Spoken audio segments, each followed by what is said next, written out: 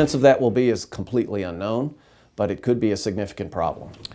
There are new concerns today about the spread of the Zika virus. Experts are saying that it's only a matter of time before we will more likely see some cases in the United States and more of them. They're especially concerned for women who are pregnant or planning to become pregnant. Medical reporter Liz Bonus sat down with the head of infectious diseases at TriHealth today. She joins us now with what they want all of us to know to protect against it. Liz?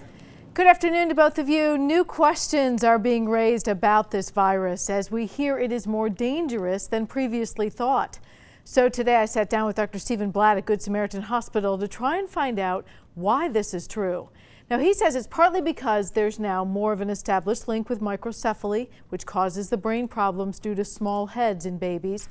But it's also because the mosquito that carries this virus is quite present in the U.S. and may spread more easily than we've ever known up until now. I think if there's transmission within the United States this summer, women should be cautious and really try to avoid mosquito exposure at all costs if they're planning pregnancy. There's a bit of controversy about whether or not women should delay a pregnancy due to Zika concerns, but one thing for sure, just like with the West Nile virus, preventing mosquito bites with the help of insect repellent with Deet, proper clothing, and removing standing water, all are going to be critical to anyone who is pregnant or planning a pregnancy.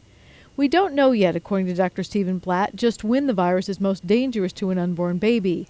It may be in the first trimester, but nobody knows for sure. I think a lot of the questions are, at what point in pregnancy is that exposure the highest risk, and what % of women who get exposed to Zika during pregnancy will actually have problems with their infants. He points out that already we've seen 40 states that have the potential to have this virus due to the type of mosquito which carry it and could infect others. He said they're watching this closely, and each week they experience and hear about new changes.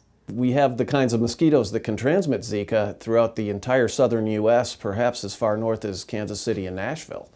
So it's expected that we will probably see Zika virus transmission within the United States perhaps this summer. Since we likely won't have a vaccine against the Zika virus anytime soon, Dr. Blatt says there's one thing that's critical right now to stopping the spread: avoiding sexual transmission of the virus as well. Currently, the CDC is recommending that men who have been in Zika endemic areas and potentially could have become infected with Zika avoid sexual transmission to their partners for at least 2 months.